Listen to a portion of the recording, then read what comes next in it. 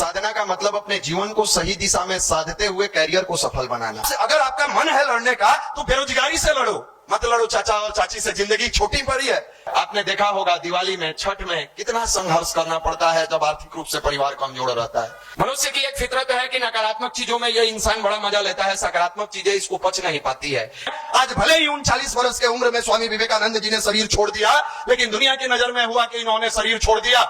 जब तक ये धरती रहेगी स्वामी विवेकानंद अमर रहेंगे। याद रखिएगा, दुनिया में आग के जलने से तो वस्तुएं जल जाती थी, लेकिन इंसान के जलन से पूरा समाज जल रहा है, इसको देखने वाला कोई नहीं है। इसको संवारने का काम गायत्री परिवार कर रहा है।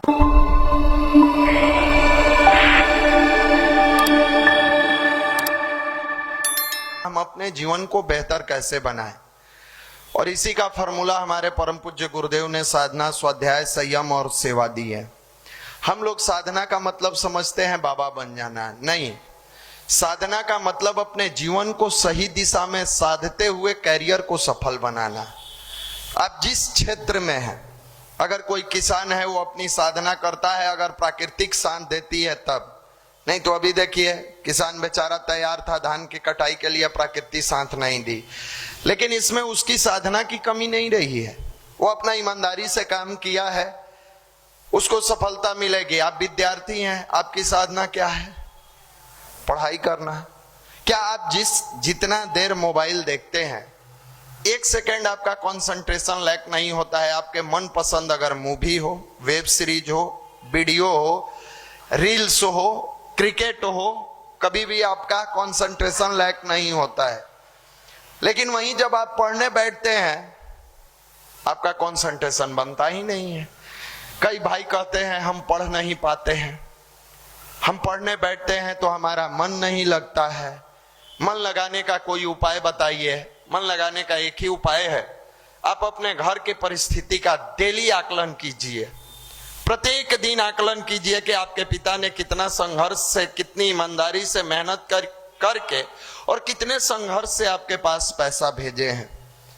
अभी गांव से सब लोग लौट के आए हैं, बहुत सारे लोग जो इसमें गए होंगे, ताजा ताजा मामला है। आपने देखा होगा दिवाली में, छठ में कितना संघर्ष करना पड़ता है जब आर्थिक रूप से परिवार कमजोर रहता है। उसी को तो मजबूत करने के लिए आप यहाँ आए हैं, उसी से लड़ने के लिए आए हैं। हमने सुबह भी जिक्र इस बात का किया था कि गांव में जाइए तो गांव का एक माहौल अलग है। वहां निगेटिव बैठे लोग चाहते हैं कि इसके मन में इतना निगेटिव भर दिया जाए कि ये पॉजिटिव हो ना सके। आप ऑलरेडी कचरा लेने के लिए तैयार हैं। जब नगर निगम गाड़ी कचरा ढोने के लिए है ही, तो आप अपने दिमाग में कचरा क्यों उठाते हैं?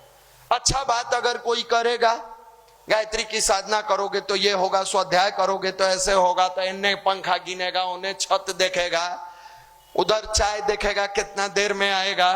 अगर कोई बैठ के 6-5 करेगा, अरे मंदिर जाए से क्या होगा, तुमको बाबा बनना है, हैं? बेकार टाइम वेस्ट हो रहा है, तुमको वो अच्छा लगता है ना। लॉज में जो हमारा दोस्त कहा है कि मंदिर जाने से कुछ नहीं होगा, सिगरेट के धुआं उड़ाने से होगा, तो तुम कल से सिगरेट जलाना शुरू कर देते हो। मनुष्य की एक फितरत है कि नकारात्मक चीजों में यह इंसान बड़ा मजा लेता है, सकारात्मक चीजें इसको पच नहीं पाती है। यही कारण है कि वर्तमान समय में जितना यूट्यूब पर बाबा लोग से लेके जितने भी व्यक्ति टोना टोटका सिखा रहे हैं, उसके फॉलोअर्स करोड़ों में हैं। क्या क्या सिखाया जाता है? तदबेल के पत्ता के उलट दीजिए, नीम के पत्ता के खड़ा कर दीजिए, कपूर को धसा दीजिए, लौंग को जला दीजिए। अब इसमें ये लोग खुश है क्योंकि उसमें आपको मेहनत नहीं लगना है। हम लोग कहते हैं बैठ के गायत्री मंत्र जपिए, यह नीरस है, सब नहीं जप सकता है। इसको पता है कि जपेंगे तो कल्याण होगा, फिर भी नहीं जप सकता है। उसको टोना टोटका एगो बाबा नाम नहीं लेंगे, कह रहे थे एकादशी में आंवला का पानी से स्नान कर लीजिए, सब पाप कट जाएगा। धन्य है प्रभु, सब पाप कट जाएगा। तब तो इस देश का जो सबसे बड़ा मर्डरर है वो एकादशी के दिन उससे स्नान कर ले तो उसका पाप कट जाएगा, सारा बेल मिल जाएगा, बरी हो जाएगा बाइज्जत।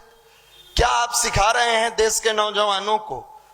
जिस देश के युवा संघर्ष करना जानता था, जिस देश में भगत सिंह जैसे लोग पैदा हुए थे, जिस देश में चंद्रशेखर आजाद का जन्म हुआ था, जिस देश में सुभाष चंद्र बोस आए थे, जिस देश में स्वामी विवेकानंद का जन्म हुआ था, जहां झांसी की रानी आई थी, वहां के युवा को आप यहीं टोना टोटका में उलझा के इसके करियर को बर्बाद करना जानते हैं। हमारे गुरुजी चाहते तो बहुत सारी चीजों के बारे में बता देते, लेकिन उन्होंने माता जी से कहा था कि मैं अपने बच्चों से संघर्ष करा के और जीतने वाला हीरो बनाना चाहता हूं। इसको टोना टोटका और अंधविश्वास में उलझाकर कमजोर नहीं करना चाहते हैं, कमजोर नहीं करना चाहते हैं। इसलिए देखिएगा, प्रत्येक रविवार को लास्ट में आपको जो सत संकल्प का हम लोग पाठ करते हैं, उसमें क्या सिखाया जाता है? मनुष्य अपने भाग्य का निर्माता, यह सिखाया जाता है, स्वयं है। हम लोग भुला गए हैं। गांव में गए, 4 गो चढ़ा दिया। ये लोग 4 दिन गए थे अपने पिताजी के पास प्यार से मिलने, चाचा से लड़ाई करके चले आए। मैंने जिक्र किया, क्या चढ़ाने वाले की कमी नहीं है गांव में? चढ़ा दिया, लड़ाई कर ली है। किससे लड़े? जो चचेरा भाई आपको कभी बचपन में एक साथ साइकिल पर लेकर स्कूल गया था, किससे लड़ाई की है? उस चचेरा भाई से जिसके थाल में बैठ के बचपन में एक साथ भोजन किए थे। किससे लड़ाई की है? तो उस चाचा से जो आपकी तबीयत खराब होने पर आपका इलाज कराए थे। उस दादा से जो कभी आपके लिए पेंसिल खरीद के दिए थे, किताब खरीद के दिए थे। उस चाची से जो कभी माँ के तबीयत खराब हो जाने पर अपने हाथों को जला के तवा पर रोटी बना के भोजन कराई थी, और आप लड़ गए। क्या आप यही गायत्री की साधना करते हैं? क्या यही आपके अंदर इंसानियत है? कभी कीचड़ से कीचड़ को नहीं धोया जा सकता है। अरे कभी आपके मन में निगेटिव भाव चचेरा भाई के प्रति आए तो उस दिन को याद रखिएगा कि विकट परिस्थिति में कई बार परिवार में कोई व्यक्ति नहीं मिला तो वही चचेरा भाई आपके काम में आया, वही चाचा आपके काम में आए, वही चाची आपके काम में आई। आप 4 दिन के लिए, 5 दिन के लिए जाते हो, कल के डेट में नौकरी होगा, 1 महीना के लिए जाओगे। आप किससे लड़ लिए? जो गांव में कभी 10 मिनट बैठ के अपने दिल की बात कहोगे, जहां प्यार मिला आपको, जहां बचपन में खेले उस चाचा के गोद में, जहां उस दादाजी ने कई बार अपने कंधों पर बैठाकर आपको घुमाया गांव में, आप लड़ाई कर लिया। अरे लड़ना था तो आप अपने बुराइयों से लड़ो ना, अपनी गरीबी से लड़ो ना, आपके जीवन में अनेकों संकट है उससे लड़ो ना। आपसे अगर आपका मन है लड़ने का तो बेरोजगारी से लड़ो, मत लड़ो चाचा और चाची से। जिंदगी छोटी पड़ी है, छोटी मिली हुई है।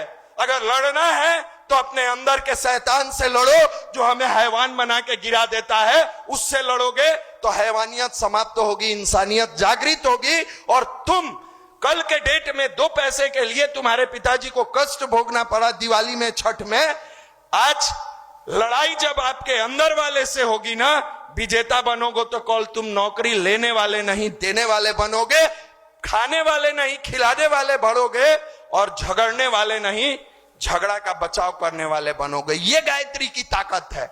भुला गए हैं, समाप्त कर लिए हैं। ये पावर हमारे अंदर क्यों नहीं आता है? ये इमोशंस हमारे अंदर क्यों नहीं आता है? हम लोग जिस छठ का व्रत मना कर आए हैं, क्या पवित्रता का व्रत है, क्या कंसंट्रेशन का व्रत है, क्या इमोशंस का व्रत है? पूरी दुनिया को हम लोगों ने सिखाया। गेहूं धोया जाता है आटा पिसाने के लिए, ठकुआ पकाने के लिए, उस पर भी निगाहें इतना कंसंट्रेट होती है कि एक चिड़िया भी पर मार के न चला जाए, कोई कीड़ा न चढ़ जाए। इससे बड़ा कंसंट्रेशन मेडिटेशन का क्या हो सकता है? ठेकुआ बनाते समय भाव भी पवित्रता का कि छठी माई के लिए बना रहे हैं, छठ के भाव और इमोशंस में डूब के। और तो और दिवाली में भी लोग अश्लील गाना बजाते हुए रोड पर मिल जाएंगे, दुर्गा पूजा में भी मिलेंगे, होली में भी मिलेंगे। होली में तो खैर सब क्रॉस हो जाता है फुहरपन का। सरस्वती पूजा में भी मिलेंगे, लेकिन पवित्रता का क्या आलम होता है कि छठ के समय कोई अश्लील गाना नहीं बजता है। जहां जाइए वहां पवित्र धुन उस छठ का बजता है। इससे बड़ा सूर्य की आराधना पूरी दुनिया को किसी ने नहीं सिखाया। और यही सूर्य की आराधना तो हम लोग आपको गायत्री मंत्र के माध्यम से कहते हैं, यही सिखाते हैं कि आप 20 मिनट जब भाव से उस भगवान भास्कर को याद करते हुए तेज पुंज को अपने अंदर प्रकाशित करने के लिए आमंत्रित करते हैं, तो दुनिया की कोई ताकत नहीं है जो आपके अंदर की बुराई को रहने दे, समाप्त हो जाएगा। उस तेज पुंज में इतनी ताकत है कि सेव में स्टार्च पैदा कर देता है, सूर्यमुखी का मुख बदल देता है, फोटोसिंथेसिस के माध्यम से बहुत सारी चीजें पेड़ पौधा में कर देता है, भोजन प्रदान कर देता है, क्या इंसान की दुर्बुद्धि को नहीं जला देगा? अवश्य जला देगा, लेकिन शर्त है कि आप अपनी पात्रता को अगर बेहतर करेंगे, पवित्रता आपकी कदम चूमेगी। विवेकानंद ने किया। जब तक नरेंद्र बन के दर दर की ठोकर खाते रहे, कोई मोल नहीं था। जिस दिन अपने गुरु के शरण में जाकर, ठाकुर रामकृष्ण परमहंस के चरण में जाकर उन्होंने अपने शीश को नवाया, अपने जीवन को गलाया, निकले थे घर से नरेंद्र बनकर। कौन नरेंद्र? जो उस समय का ग्रेजुएट नौजवान था, जिसको एक नौकरी नहीं मिल रही थी। जब लौट के आते हैं तो विवेकानंद बन जाते हैं। आज भले ही 39 वर्ष के उम्र में स्वामी विवेकानंद जी ने शरीर छोड़ दिया, लेकिन दुनिया के नजर में हुआ कि इन्होंने शरीर छोड़ दिया। जब तक ये धरती रहेगी, स्वामी विवेकानंद अमर रहेंगे। ये पावर है ध्यान का, ये पावर है मेडिटेशन का। आप समझते नहीं हो। आप बस एक ही चीज कहते हो, भैया हम गरीब हैं। गरीबी से लड़ने के लिए आपने क्या किया? चाचा से लड़ने के लिए तो लाठी उठा लिया। अपनी गरीबी से लड़ने के लिए जो कलम उठाया, क्या सही इस्तेमाल किया? नहीं किया। आप पटना में क्यों आए हो? बस आंदोलन देखने के लिए, आंदोलन करने के लिए, रोड शो देखने के लिए आए हैं फलाने जी, एक बार रोड शो देख लें। कभी किसी का रोड शो, कभी किसी का रोड शो। ये रोड शो देखते रह जाइएगा, एक दिन रोड पर आ जाइएगा, याद रखिएगा। और जिस दिन अपने अंदर की दुरात्मा को, बुराइयों को देखना शुरू करिएगा, दुरात्मा को भगाना शुरू करिएगा, एक दिन आपका काफिला निकलेगा और दुनिया आपकी रोड शो देखेगी। ये ताकत है इस गायत्री मंत्र में। डिपेंड करता है आप पर कि आप इसको एक्सेप्ट करते हो कि रिजेक्ट करते हो। अगर आपने एक्सेप्ट किया, आपका जीवन धन्य हो जाएगा। आपने अगर रिजेक्ट किया, आपकी आने वाली पीढ़ी उससे अधिक कष्ट में फिर हर एक पर्व को मनाएगी। आज आपके पिताजी को कष्ट हुआ, उधार देने वाला भी मिला, उधार लेकर पर्व मनाए और आपको पटना भेजे। भगवान न करे कि आपकी जिंदगी में कभी इस तरह का दिन देखने को मिले, लेकिन गलती से वो दिन आ गया ना, आपको कोई उधार देने वाला भी नहीं मिलेगा। इस कलयुग में अपना कोई नहीं बचा है। माफ करिएगा, आप किसी के दुश्मन नहीं हो, फिर भी आपका कोई हित नहीं है। आप किसी का कुछ नहीं बिगाड़े हो, लेकिन आपके साथ चलने वाला भी कोई नहीं है। आपने किसी की हानि नहीं पहुंचाई है, लेकिन आपकी खुशी में कोई मुस्कुराने वाला भी नहीं है। याद रखिएगा, दुनिया में आग के जलने से तो वस्तुएं जल जाती थी, लेकिन इंसान के जलन से पूरा समाज जल रहा है, इसको देखने वाला कोई नहीं है। इसको संवारने का काम गायत्री परिवार कर रहा है।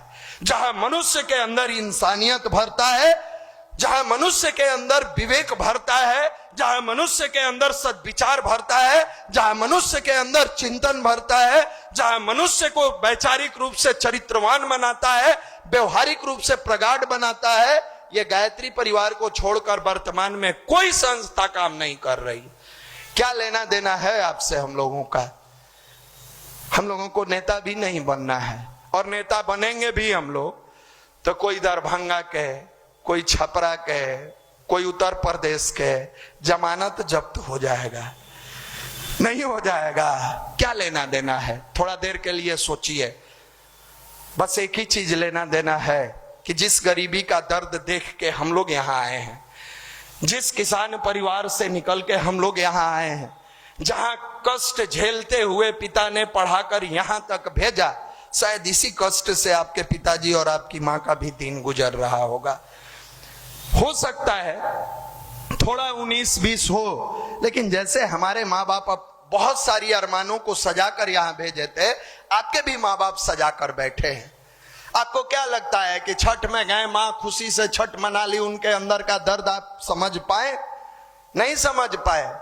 उसी घर के बगल में एक बिहार पुलिस में नौकरी करने वाला लड़का शिक्षक बना है, बीएड पास करके टीचर बना है, आर्मी में गया है। हम बी और सी ग्रेड की बात कर रहे हैं, क्लर्कियल लेवल की बात कर रहे हैं, कर्मचारी, मध्यम कर्मचारी की बात कर रहे हैं, अधिकारी लेवल की बात नहीं कर रहे हैं। साधारण सा नौकरी करता है। वो छठ में 10 दिन का छुट्टी आया है, अपनी माँ के लिए वस्त्र खरीद के लाया है, पिता के लिए वस्त्र खरीद कर लाया है, परिवार में अपनी कमाई का एक अंश अपने पिता के हाथ में रखा है। आपकी मां के आंखों के सामने वो सारे सपने गुजर रहे हैं, वो सारी सीनरी और सीन गुजर रहा है। काश मेरा भी बेटा कमाता, मेरी भी बेटी कमाती। काश जैसे मेरे बगल वाले का बच्चा साड़ी खरीद के अपनी मां के लिए छठ करने के लिए आया है, हमारा बाबू नौकरी करेगा तो मेरे लिए भी लेकर आएगा। क्या ये कभी दर्द आपके अंदर पीड़ा देता है? क्या ये कष्ट कभी आपको झंकृत करता है? नहीं। आज यहां हम सुना लेंगे, कल आप जाइएगा उस क्लास में सर शायरी सुनाएंगे तो शायरी में ढल जाइएगा, लॉज में जाइएगा क्रिकेट मैच बता देगा उसमें ढल जाइएगा, रात में सोते समय अश्लील वीडियो कुछ आ जाएगा, फलाना का एमएमएस लीक। अब उसके एमएमएस के चक्कर में ये लोग कितना डाटा खा जाता है। अरे घर से आटा आ ही रहा है तो डाटा खाना जरूरी है? आप दूसरा का एमएमएस देख के अपने अंदर की चारित्रिक पतन के तरफ विचारों को ले जाते हैं, लेकिन घर की दारिद्रता और गरीबी को देखकर कभी आपके अंदर की इंसानियत जागृत नहीं होती है? कभी आपके अंदर बैठा हुआ वो जवानी जागृत नहीं होता? नहीं। ये छठ मेरी मां भले ही जैसे तैसे बिताई है, मैं 365 दिन मिनिमम 8 से 10 घंटा इतना मेहनत करूंगा। चलो सी ग्रुप ही सही, लेकिन मैं अपनी सीढ़ी तलाश लूंगा। भले ही ये छठ में हम बेरोजगार बन के गए थे, अगला छठ मेरा रोजगारी के साथ मनेगा। भले ही इस छठ में मेरी मां को पिताजी द्वारा लिए गए कर्ज से साड़ी खरीदना पड़ा है, अगले छठ में अपने बेटा के पैसे से खरीदा जाएगा। ये अगर तमन्ना आती है, आपका गायत्री मंत्र जपना सिद्ध है।